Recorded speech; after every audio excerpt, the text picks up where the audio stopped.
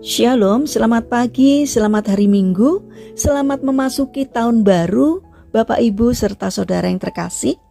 Kiranya di awal tahun baru ini, kita pun memiliki semangat yang baru untuk menapaki tahun 2023 ini bersama dengan Tuhan. Kiranya Tuhan limpahkan berkat kesehatan, damai sejahtera, sukacita di sepanjang tahun ini kepada kita semua. Sebelum kita mendengarkan firman Tuhan dan renungan, mari kita berdoa. Tuhan Yesus yang baik, sungguh kami mengucap syukur atas kebaikan dan kemurahan-Mu, karena Engkau Tuhan yang tak pernah meninggalkan kami, sehingga hari ini kami dalam keadaan baik. Terima kasih ya Tuhan atas setiap kemurahan Tuhan dalam kehidupan kami. Jika saat ini kami akan mendengarkan firman-Mu, urapilah kami, supaya kami dapat mengerti dan memahami apa yang Tuhan sampaikan kepada kami, sehingga iman kami semakin hari semakin bertumbuh dan berbuah, sehingga apa yang kami lakukan dapat menjadi berkat bagi sesama kami. Terima kasih Tuhan, di dalam nama Tuhan Yesus Kristus kami berdoa. Amin. Saudara yang dikasihi Tuhan, bacaan firman Tuhan pada saat ini diambil dari Injil Lukas pasal 11 ayat 33. Demikian sabda Tuhan. Tidak seorang pun yang menyalakan pelita lalu meletakkannya di kolong rumah atau di bawah gantang, melainkan di atas kaki dian supaya semua orang yang masuk dapat melihat cahayanya. Tema renungan saat ini adalah nyalakan pelitamu di tempat yang gelap. Saudara yang dikasihi Tuhan, Kaisar adalah seorang mahasiswa asal Meksiko yang berada dalam satu kelompok dengan mahasiswa-mahasiswa lain dalam suatu program studi yang dibiayai Erasmus di sebuah kota di Eropa. Kebiasaan hidup sebagian besar mahasiswa yang hedonis, yaitu hidup yang menuruti kesenangan, tidak mempengaruhi pendiriannya untuk melakukan kebiasaan pergi ke gereja setiap hari Minggu. Sementara teman-teman yang lain tidur dan bersantai di hari Minggu. Kaisar pun berusaha mengajak beberapa teman untuk pergi bersama ke gereja. Dalam komunitas pertemanan di kampus, ia tidak terpengaruh oleh perilaku buruk teman-temannya. Ia justru berperan dalam memberikan pengaruh baik. Ia tidak menjauhi mereka, tetapi ia tinggal bersama mereka, menjadi teman bagi mereka, dan menjadi saksi Kristus.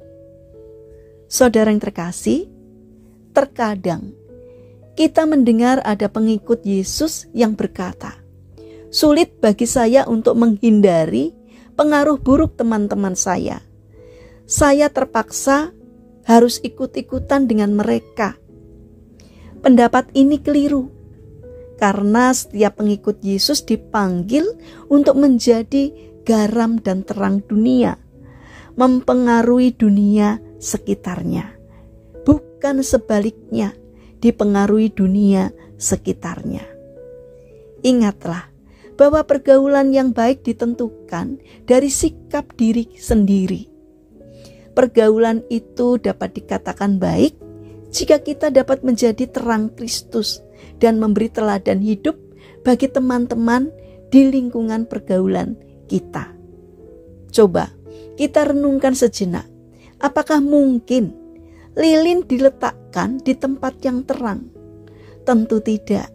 Sebatang lilin akan diletakkan di tempat yang gelap untuk menerangi sekitarnya. Bahkan firman Tuhan berkata bahwa kita akan diutus seperti domba di tengah-tengah serigala. Jadi di dunia ini tidak ada tempat yang sempurna seperti di surga. Pasti di setiap lingkungan pergaulan kita akan dipertemukan dengan orang-orang yang memberikan pengaruh buruk. Bisakah kita justru menjadi terang untuk orang-orang tersebut?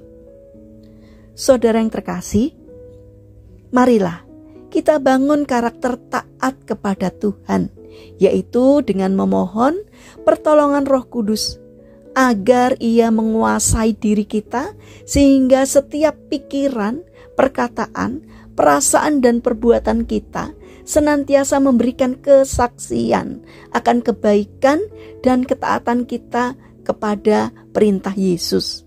Sehingga melalui kehadiran kita semakin banyak orang yang kita bawa mendekat kepada Yesus. Mari kita berdoa. Tuhan Yesus yang baik, penuhilah kami dengan kuasa Roh-Mu. Pakailah kami sebagai alat-Mu untuk dapat menjadi terang, agar melalui kehadiran kami, nama-Mu semakin dimuliakan dan banyak jiwa diselamatkan. Bapa yang baik, saat ini kami berdoa untuk saudara-saudara kami yang mengalami sakit dan lemah fisik. Kami memohon belas kasih dan kemurahan-Mu. Kiranya Tuhan yang berkemurahan berkenan untuk menjamah dan memberikan kesembuhan. Kami juga mendoakan bagi mereka yang mengalami kesulitan hidup. Kiranya Tuhan berkenan hadir, berbelas kasih untuk menolong dan memberkati mereka. Kami juga ingin menyerahkan kehidupan kami di sepanjang tahun 2023 ini ke dalam pimpinan-Mu. Sungguh kami mohon Tuhan yang menolong, Tuhan yang melindungi dan memberkati kami. Terima kasih Tuhan atas setiap kebaikan dan kemurahan-Mu. Dalam nama Tuhan Yesus Kristus kami berdoa. Amin. Puji Tuhan, saudara yang terkasih, kiranya firman Tuhan dan renungan hari ini dapat menjadi berkat bagi kita semua. Immanuel.